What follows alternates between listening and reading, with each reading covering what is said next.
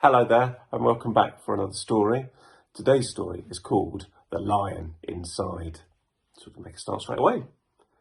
In a dry, dusty place where the sand sparkled gold stood a mighty flat rock, all craggy and old. See? And under the rock, in a tiny full house, lived the littlest, quietest, meekest brown mouse. He was so very tiny, so incredibly small, that nobody ever noticed him, ever at all. He got trod on and sat on and missed out of stuff, ignored and forgotten. Yes, mouse life was tough. Look, I wonder if you could name what the animals are. What animal do you think has trodden on the mouse's tail? Or worse still, what animal has sat on the mouse here? Meanwhile, far above, on top of the rock, times were quite different. It was Lion O'Clock. This huge, toothsome creature made sure everyone saw how important he was and how loud he could roar. It's a great picture, isn't it? It looks quite similar to Madagascar, doesn't it? He was head of the pack. He was shouty and tough. He loved showing the crowd he was made of strong stuff. He's lifting up a hippopotamus here. Yes, all were impressed by this mighty king cat.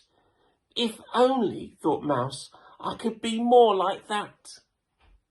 You see a little mouse all the way down here. Then, late one dark night, in his mini mouse bed, the cleverest thought popped into his head. He jumped from the covers and held up a paw. I've got it, he said. What I need is a roar. And look, he's attempting. Roar! I mean, what if this mouse, with the weeniest squeak, was a little more grrr, with a little less meek?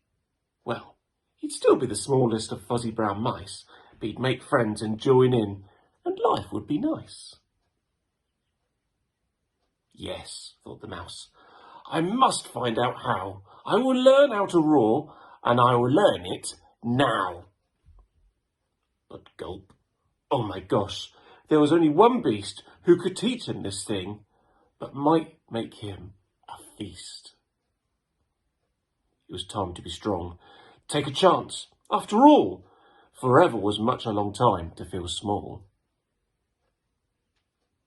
So he made himself brave, and he thought like a winner. He set off for the top, hoping not to be dinner. It felt like the scariest thing he could do, but if you want things to change, you first have to change you. The further he climbed, the closer he got to the slumbering lion reclining on top. Then, at last, as he stood on his tippy toes, he found himself suddenly nose to nose. Gulp. Pardon me. Wake up, Mr. Lion. You've got company. Squeak, Mr. Lion. What I've come to you for is Squeak. Do you think you could teach me your roar? What's he going to say? A silence befell that twinkling plain.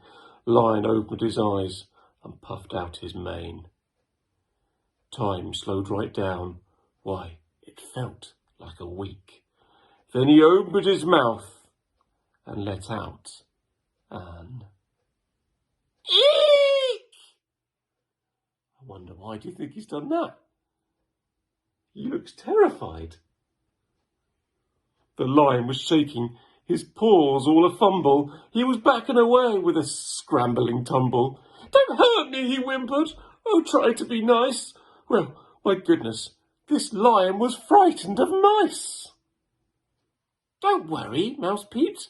I'm a friend, not a foe. Let's rock this together.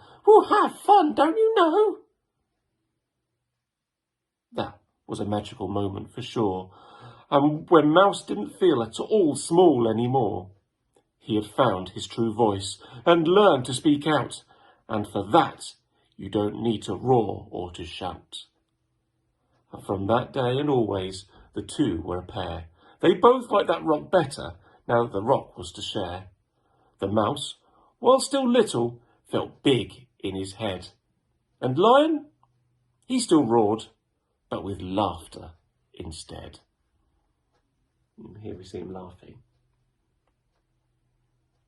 Yes, that day they both learned that no matter what your size, we all have a mouse and a lion inside. I love that picture at the end as well. It's great, isn't it? Such a lovely story. I love the message behind that too. I hope you enjoyed it, and I look forward to seeing you guys tomorrow. Take care. Bye-bye.